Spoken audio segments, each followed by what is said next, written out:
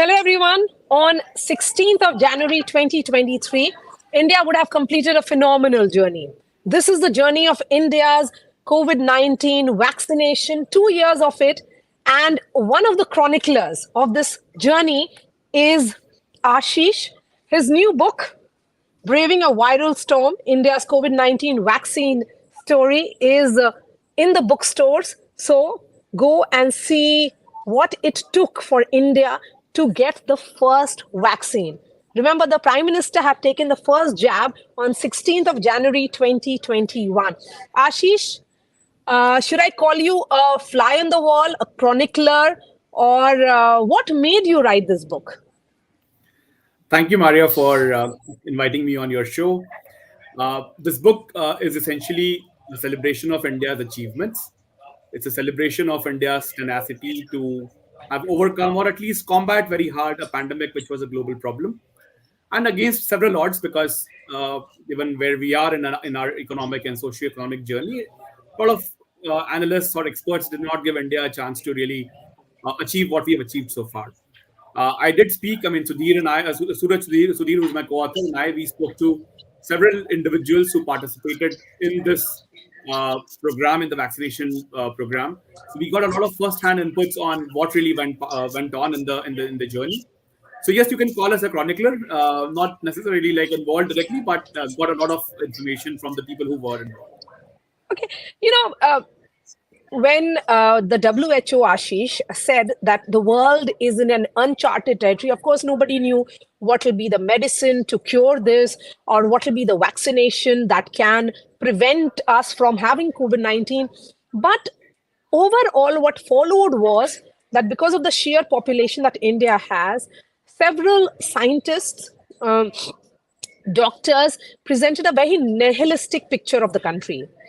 They were coming up with graphs and models predicting that India's number of fatalities would be perhaps the highest among all the countries. Why do you think the West saw India with those glasses when the entire COVID-19 journey began? It appears that a lot of commentary which happens on India internationally is from a tinted lens. There are preconceived notions of how the country should or would conduct itself. I think there's a lot of underestimation of India's state capacity, India's national resolve, and the ability of the society to come together when there's a crisis.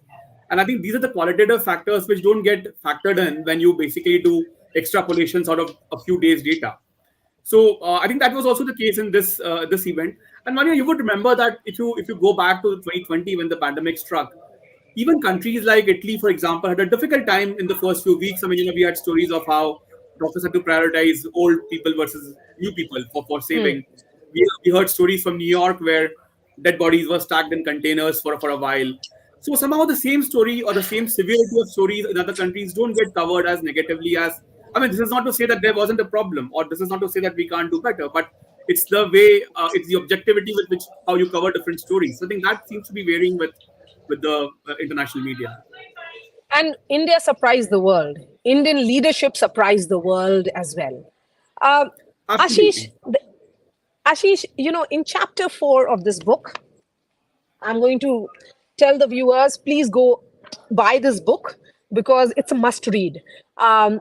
Despite being a journalist who has covered this pandemic very closely, someone who covers the government, there are several very interesting anecdotes which I was like, I didn't know about it. So Ashish, congratulations for this book again. In chapter 4, Ashish, you say that India's prior large-scale vaccinations have been a mixed bag. This despite the fact that we are home to world's largest vaccine maker. We are also home to the world's biggest pharmaceutical companies. But yet, you say that it's a mixed bag, despite India having managed to eradicate polio and also the smallpox eradication program, which has been a success. Yes, so there have been some successes, Maria. But if you look at polio, the vaccine had been available for several years until we adopted it in our national programs. And I think we were one of the last countries to kind of get rid of polio. Now, of course, it's still an achievement, but just on a relative basis, it took more time than what others did. Similarly, even if you look at our immunization program, which is run for women and children, even there the maternal and the infant mortality rate have now started coming down in the last, let's say, 7 8 years. We are on the journey where we can achieve the sustainable development goals. But it's been a little bit of a slow progress. So relative to what we have seen so far, the COVID program was a significantly bigger success. And Ashish, in page 57, you essentially talked about Swadeshi vaccine, why it was almost like necessary for India to come up with its own vaccine. You say that the potential vaccine candidates emerging from the US and the Europe were not necessarily helpful or going to be helpful for the Indian market, and the potential vaccines were not going to be trialed in India. There were issues of cost as well. And also, you talk about moral obligations. Do you think all this played on the minds of Indian leadership when they said, time has come कि अब अपनी vaccine बनानी है? हाँ, तो इसमें देखिए तीन चीजें थी Maria. It's not just about कौन सी वैक्सीन यूज करनी है, but I would use three. There are triple A kind of a consideration here: access, availability and affordability. तो वैक्सीन्स का आपको एक्सेस है या नहीं, ये पहली बात है. यदि किसी कंट्री ने वैक्सीन बनाई है तो it is natural that they would like to give it to their population first, और they would have first claims to those vaccines. दूसरा था अवेलेबिलिटी, कि आपको वैक्सीन की एक्सेस है, लेकिन क्या आपको दी जाएगी वो, और दी जाएगी तो किस रेट पे दी जाएगी, कब दी जाएगी. Because time also was a factor here. We had to do this very very quickly because the pandemic was raging. And then there was a question of affordability, कि आप क्या कीमत उसके लिए चुकाते हैं. नाउ आप देखिए कि 140 करोड़ की आबादी है, 280 करोड़ वैक्सीन डोज और उसमें फिर extra doses for just for the safety sake. 300 crore doses आपको यदि बाहर से खरीदने पड़ते, that would have been both a logistical nightmare as well as a cost nightmare, both fiscal nightmare as well as challenge of how do you procure so many doses. I mean, who was going to make that many doses, right? तो वो जो एक consideration ये था, हमेशा से ये ख्याल था कि नहीं, आपको there has to be a national response. आपको खुद को इस पे काम करना पड़ेगा, वरना आप पूरी पॉपुलेशन जो है उसको कवर नहीं कर पाएंगे, यानी यदि आप दूसरे पर रिलायंट रहे तो. So this consideration was very, very seeped in very early, Marya, and I think that showed in the decision-making process. Yes, and you essentially say that when the Prime Minister made the Atmanirbhar Bharat pitch in his address to the nation on 12th of May 2020, perhaps he had already made up his mind that there will be India's solution to the vaccine. Then, if you look at the entire timeline, and you have interestingly made me as a journalist think that did we miss this timeline? And it was almost like Prime Minister telling the country that this is going to happen. Then he addresses the nation from the ramparts of the Red Fort on Independence Day, and he then talks about the roadmap on how the vaccine production has that scientists have started, the process of it. Do you think that idea that the Prime Minister was constantly keeping the nation informed? Here was the Prime Minister who visits Hyderabad and Pune one day when he visited all the vaccine manufacturers. Then he holds constant meeting with these vaccine manufacturers on VCs, trying to understand what is the progress. Do you think that engagement or monitoring, which drew criticism from his political opponents, was the need of the hour? Because he had to first tell the country that we are preparing. Then he had to also ensure that the vaccine manufacturers were trying to meet the deadline. Indeed. So let us look at some of these dates, Maria. Very interesting timeline here. So as you said, Prime Minister Modi announced the whole Atmanirbhar Bharat package or the concept on 12th of May. Now, on 9th of May 2020, just 2 months into the pandemic, we had already signed a public-private partnership between ICMR and Bharat Biotech. Of the countries which were successful in making vaccines, we were the first ones to, or we were the first one to really sign a PPP kind of a document. If you see, US announced its Operation Warp Speed on 15th of May, 6 days after us. UK, talked about funding their vaccines, AstraZeneca, other companies, whatever they did in terms of facilitation. That happened on 17th or 18th of May. And then EU did it much later in July, 2 months after us. So actually, we were one of the first to, so, like as you rightly said, PM had already kind of initiated the process of this Atmanirbharta before he actually spoke about the concept of Atmanirbhar Bharat, like 3 days before that, it had already kicked off. Also, the pandemic, process, because see, the political leadership is very critical, because you are dealing with a crisis which has got no playbook. Everyone is making their best efforts to solve it, but कोई guarantee नहीं है कि आपको इसमें कुछ solution निकलेगा या नहीं निकलेगा. तो आपको एक, you need to have a backstop, you need to have a some kind of a you need to be comfortable that यदि कुछ delay होता है तो you need to have go back to the government and ask for help, right? So this process really needed a lot of leadership and kind of executive sponsorship, which is what the PM provided. In before the vaccines were made, he, as you said, he actually also went to Ahmedabad on that day. So there were three city Yes, tours. yes, Yeah, we yes. did three facilities of Zydus, Serum, and Bharat Biotech. So I think that is a great motivator for the scientists कि ठीक है, आप काम कर रहे हैं, उसका एक national recognition भी है, और लोग आपकी बात बाहर भी जाएगी, कि ऐसा नहीं कि ये सब आप अपने लैब में बैठे कुछ कर रहे हैं. There's a full nation kind of backing you and hoping that you'll be successful. And Ashish, interestingly, vaccination process began in US and UK much before us. Yes. Do you think that put Team India under a lot of pressure? Pressure तो था. आप देखिए, जब जनवरी 2021 में जब शुरू हुआ तो देयर वाज ऑलरेडी क्लैमर कि नहीं होना चाहिए, बाकी लोग तो शुरू कर चुके हैं, स्टार्ट हो चुका है. There were, of course, just even in other countries. I mean, at least like in Europe, for example, it took a while for the vaccination process to stabilize.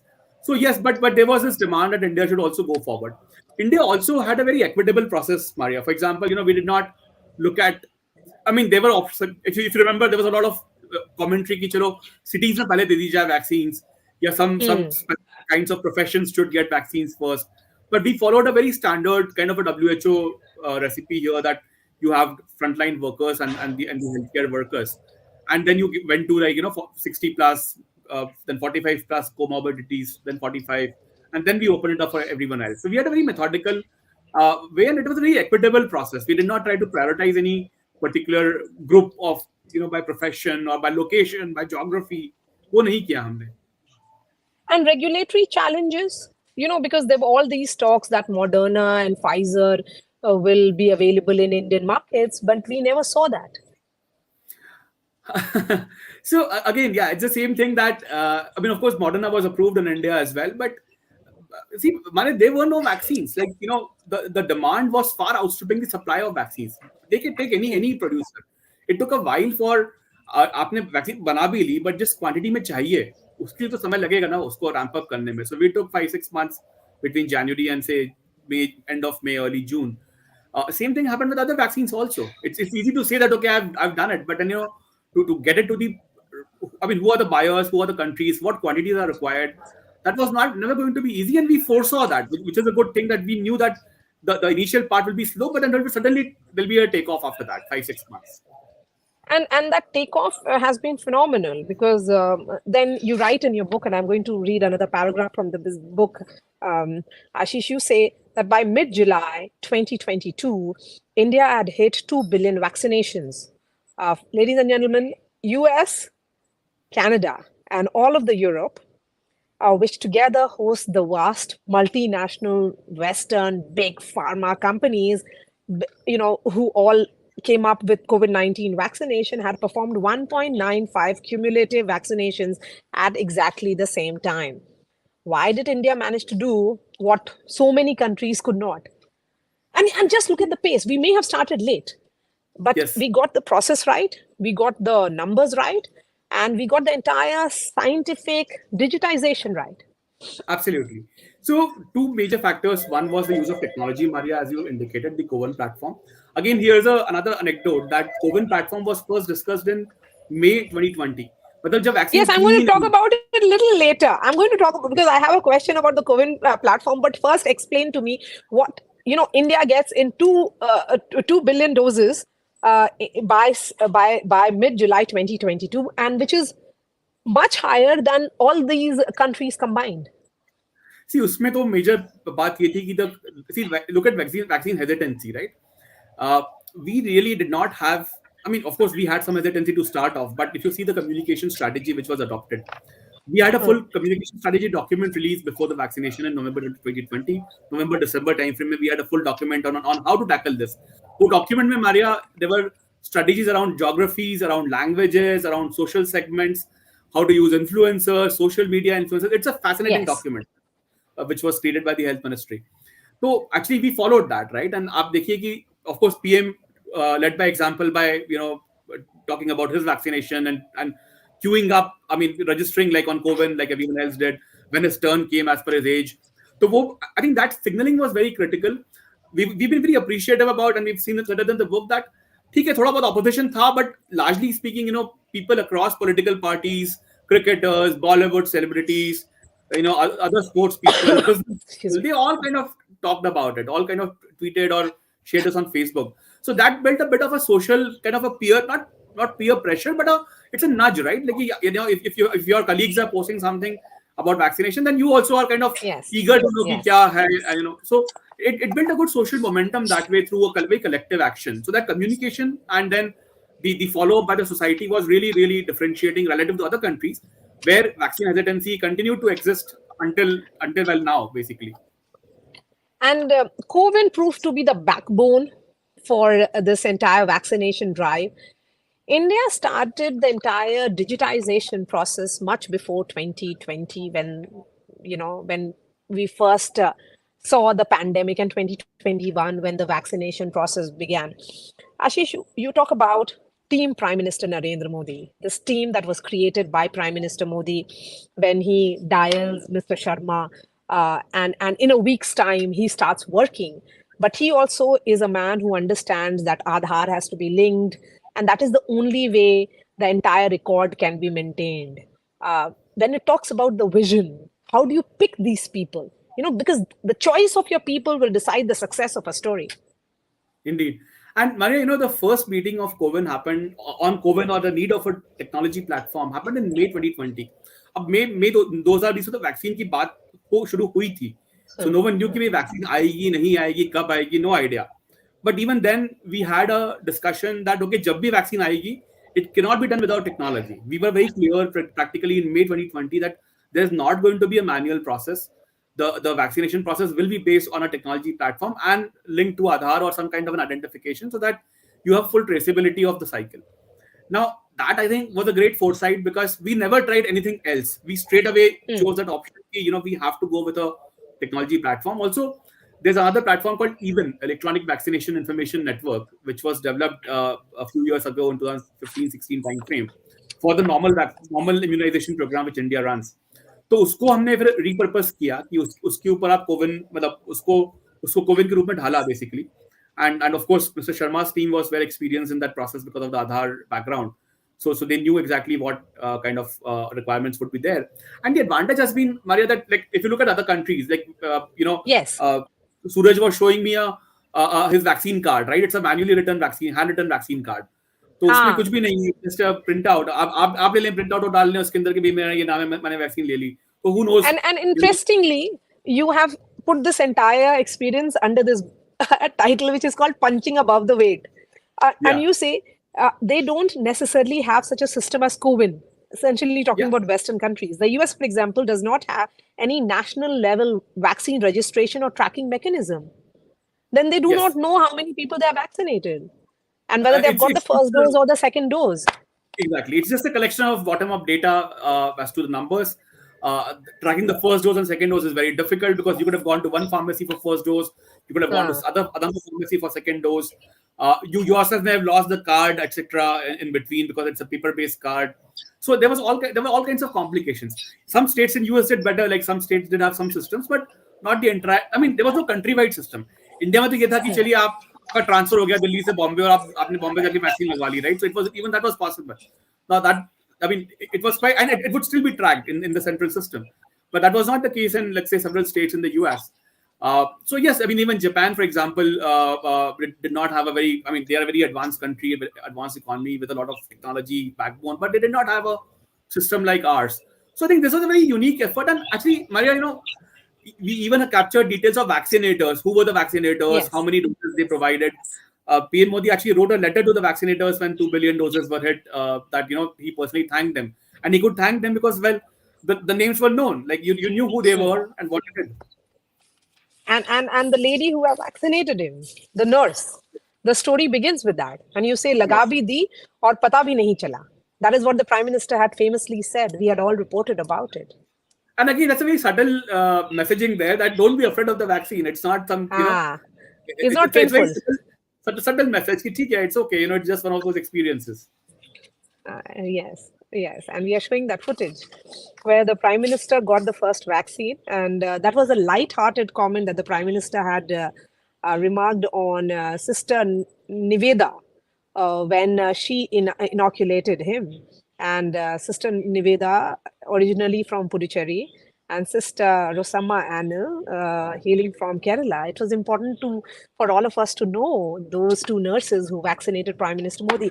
Ashish, there was this entire controversy around the